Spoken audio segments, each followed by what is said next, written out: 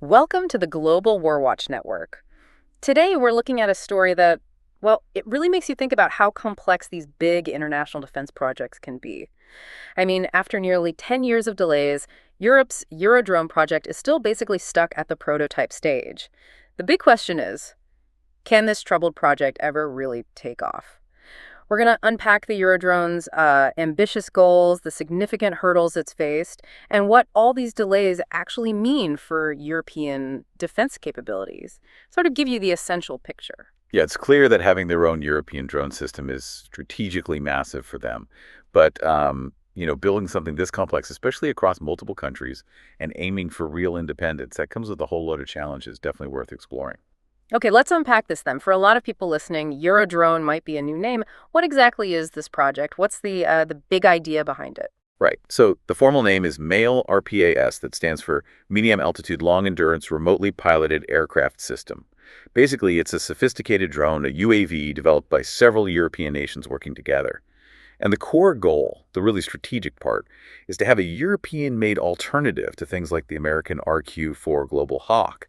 And crucially, the vision is to operate it completely free from U.S. regulations and permits. That part about freedom from U.S. regulations, that's really interesting. It's not just about the tech itself, is it? No, exactly. It goes deeper. Think about things like ITAR, the International Traffic in Arms regulations from the U.S. Those can put limits on where, when, or even if a country can use certain American defense systems. Right, so avoiding that is key. Okay, so beyond that independence, what kind of capabilities are we actually talking about? What's this drone supposed to do? Well, it's designed to be pretty powerful and versatile. The specs mention 2 engines, a max takeoff weight of around 12 tons, and it can carry a decent payload, up to 2.3 tons. And the jobs it's meant for are really diverse. Things like anti-submarine and even anti-aircraft operations. Also, early warning, wide area surveillance, protecting ships and important sites, and, signal intelligence. It's meant to be a real workhorse.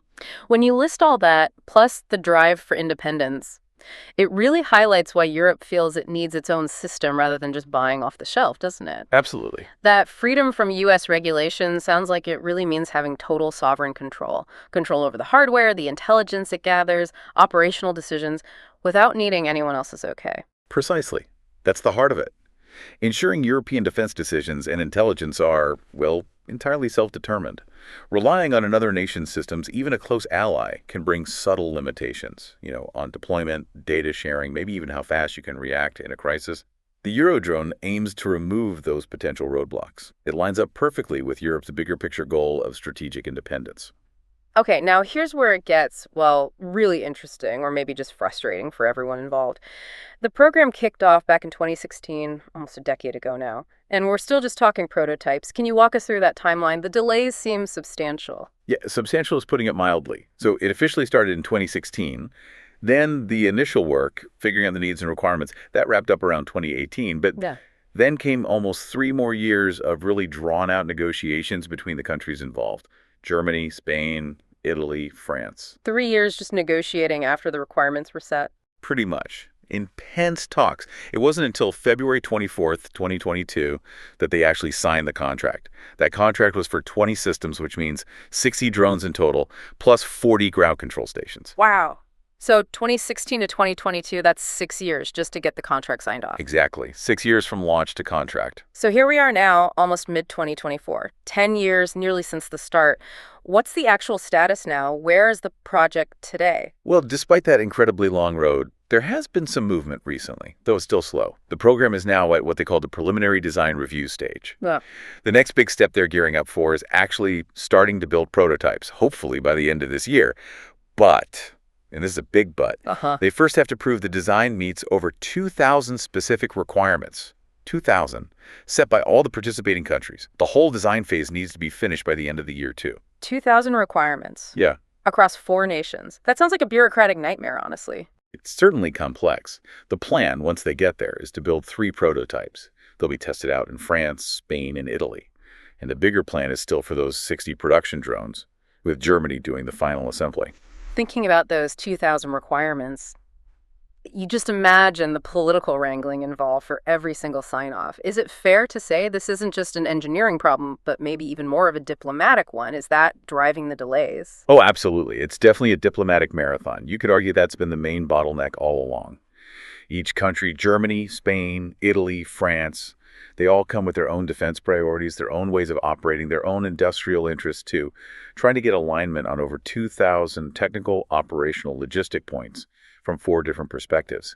That takes an incredible amount of negotiation, give and take, and just painstaking coordination.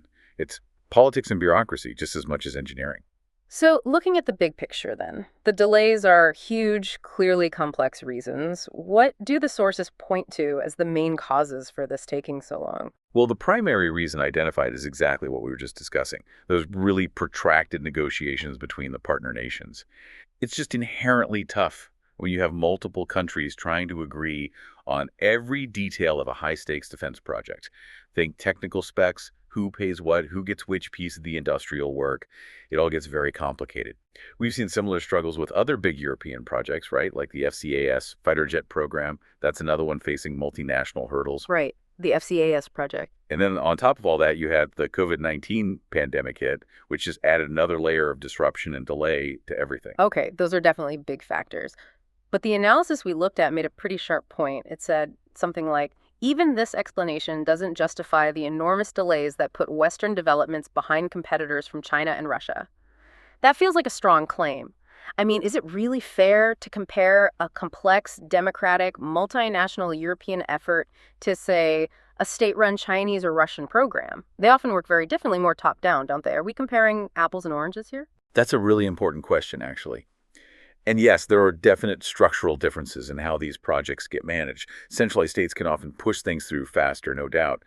But the key point that statement makes is about the competitive landscape, saying, look, regardless of the internal reasons, these delays aren't just an internal European problem. They have real-world consequences for the West's defense capabilities overall. Because while Europe is navigating these internal complexities, competitors like China and Russia are actively developing and deploying their own advanced drones.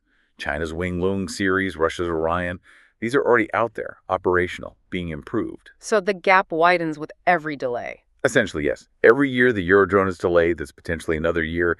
Competitors gain an edge in really critical areas like surveillance, intelligence gathering, reconnaissance. It impacts the bigger strategic balance. That definitely puts a different perspective on it.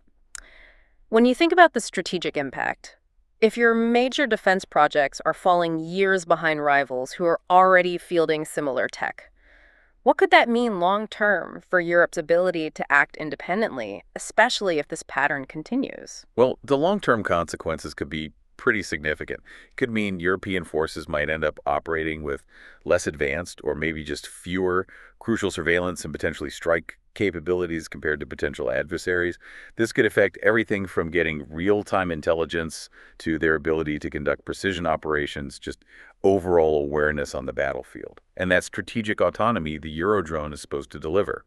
You can't really achieve that if your own systems are constantly playing catch-up technologically. It could force them back to relying on others. It might.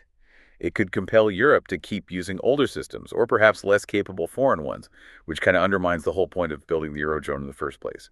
It hits their security goals and their global influence. So, considering all of this, the tough negotiations, the competition, the years lost, can the Eurodrone project actually, realistically, get off the ground now and deliver on what it promised? Some might say, even if it flies now, maybe it's too little too late for what Europe needs right now. Is that fair?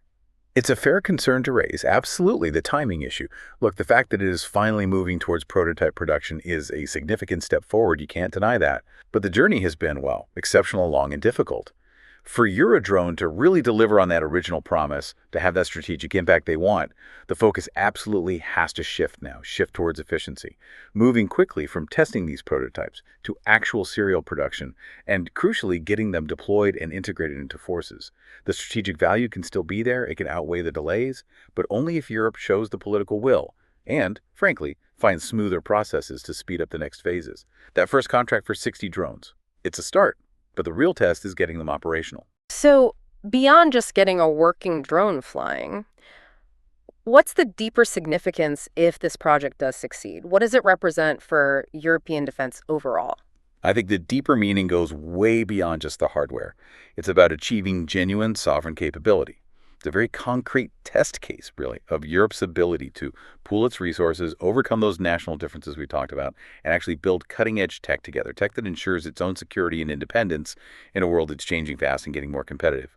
Its success, or, its failure, will definitely send signals for future big multinational defense projects in Europe. It really leaves you thinking, doesn't it?